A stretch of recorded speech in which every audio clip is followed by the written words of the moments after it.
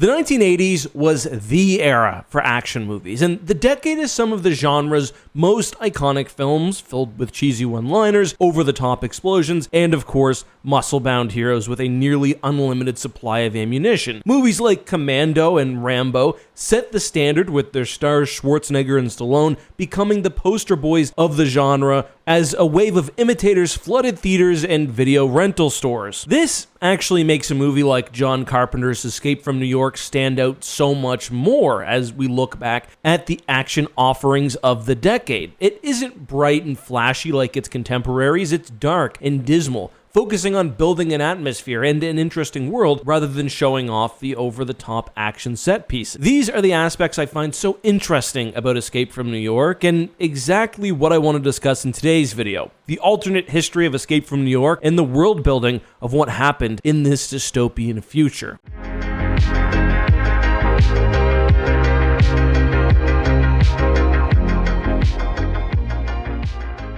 Before we begin, today's video is brought to you by the Eckhart's Ladder Patreon. You guys have responded super well to the more diverse content we've been uploading on the channel recently, but listen, it takes more time, it's a bit more risky. Even $1.50 of support means a ton. If you want to join the Eckhart's Ladder Patreon, you can visit the link down in the description. Again, that $1.50 amount will get you into the book club as well, where you can help not only decide which stories we cover next, but also give your input when it's time for these videos. I will be putting the call for submissions for our next book live this week. The vote will happen the subsequent week. Anyway, link below. Let's get back to the video. The idea for Escape from New York was conceived by filmmaker John Carpenter, who was coming off the back of the low-budget indie sci-fi movie Dark Star, which itself was a critical and commercial disappointment. However, it funnily enough received praise from George Lucas, leading him to hire Dark Star's co-writer and special effects supervisor Dan O'Bannon to work on Star Wars, where he reused and perfected the now iconic hyperspace effect from Dark Star. O'Bannon was able to use the success of Star Wars to sell the screenplay for another iconic science fiction movie to 20th Century Fox with Alien. While O'Bannon was finding success following Dark Star, Carpenter was struggling after the critical and commercial disappointment of the controversial Assault on Precinct 13. This, along with the cynical state of the US following the Watergate scandal, led to the idea that would evolve into Escape from New York. The original screenplay would go on to be turned down by every movie studio at the time, being too expensive, too violent, and too weird. This pushed him to focus on other movies, coming back to Escape after stumbling into the biggest success of his career with Halloween. He'd ink a distribution deal with Embassy Pictures, who in 1981 released Escape from New York to commercial and critical success. Escape from New York is set in the far-off and unimaginable future of, wait for it, 1997. The United States is in shambles following a war with the Soviet Union and China that some of the expanded material refer to as World War III. This coincided in 1988 with the crime rate in the country increasing by 400%, prompting the government to wall off the island of Manhattan and convert the entire city into a maximum security prison guarded by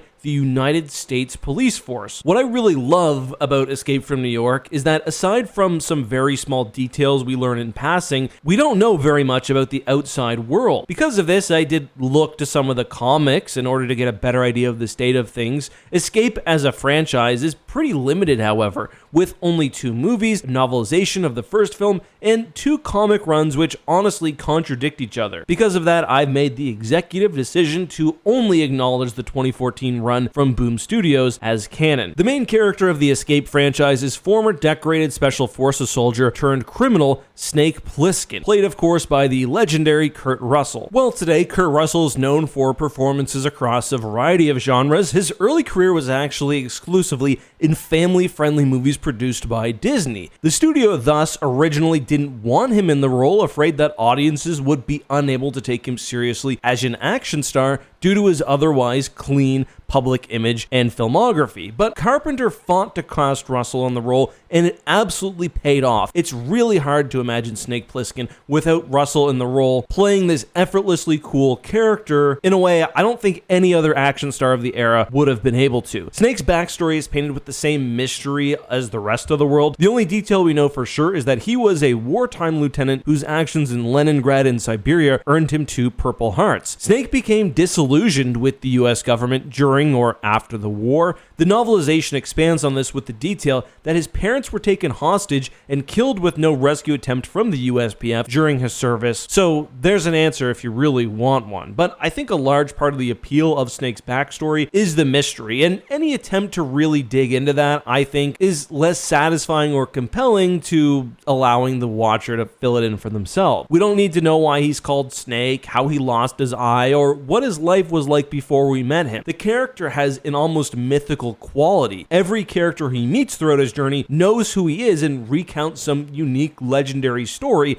they heard about him, and whether that's true or not doesn't really matter. Snake isn't just an anti-hero, he's also an anti-protagonist. He doesn't have a character arc, nor does he ever grow or change based on the events of the movie. He is, very simply, a man of action. He doesn't care about anyone or anything except his own self-preservation while thriving on the chaos he creates for the establishment which betrayed him. His introduction establishes Snake immediately as a dangerous figure who commands both fear and respect from anyone who has heard of him. He's caught following a robbery of the Federal Reserve and happens to be exiled in New York City the exact same day as the President of the United States crashes on the island of Manhattan and is taken hostage by criminals who reside there. Snake is the perfect man for the job of retrieving the president and a tape claiming to have some sensitive information that could bring peace to the US and Soviet Union. Snake spends the movie in pursuit of the president while exploring the ruined New York and encountering an extremely memorable cast of characters, and this is also where we get most of the lore and world building. The hellscape that was New York is still a community. Yes, a chaotic and dangerous one filled with extremely violent and deranged people, but the prisoners aren't struggling to survive for the most part. The city, despite being in ruins, is filled with people attempting to live a relatively normal life. Carpenter faced the challenge of needing to make the audience feel like we were seeing a future New York City that was in ruin without ever being able to film within or utilize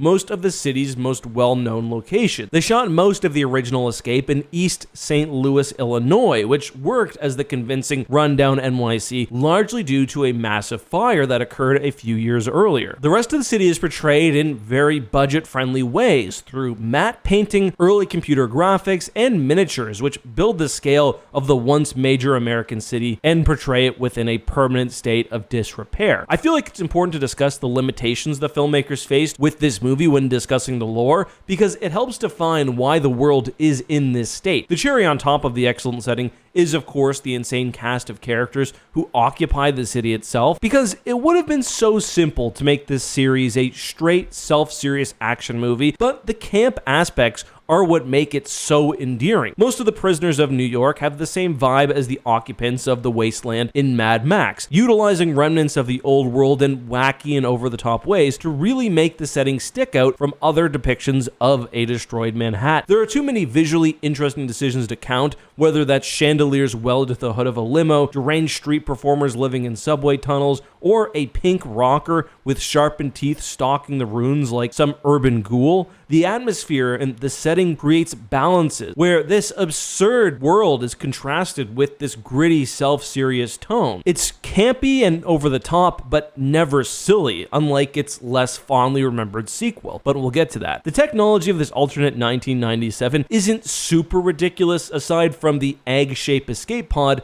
that the president crashes into Manhattan. Everything else feels grounded, almost as if the tech evolved only slightly from what was readily available in 1981. This is a world where the future wasn't in the hands of tinkerers and optimists, but instead led forward by cynics. Evolution took a backseat to simply making it to the next day. Think of something we looked at recently, like Children of Men. That movie, and the book it was based upon, imagined a future where society's specific fears from the time the work was written are fully realized. Escape follows this by amplifying the worries of the 1970s and 80s, specifically, of course, the threat of war with the Soviet Union and the rise of crime taking over one of the country's largest cities. This is a time where heroes don't exist. Those holding out hope for a better tomorrow, they face a corrupt and totalitarian regime. The criminals run wild, creating anarchy, and Snake Plissken sits between both worlds. At the end of the film, after rescuing the president and being given a pardon for his crimes, along with the opportunity to continue serving the government, Snake walks away, disgusted by the bureaucracy and sabotaging the peace offering. This dovetails into the aforementioned Boom Studio Studios comic run, which explores much of what the world outside of New York is like. But there is still some ambiguity there. Snake travels to Florida in the first arc, which is in the process of seceding from the rest of the country under the leadership of children stockpiling nuclear weapons. This arc is followed by Snake's return to Siberia, where he ends up in the middle of an open conflict between the US and Russia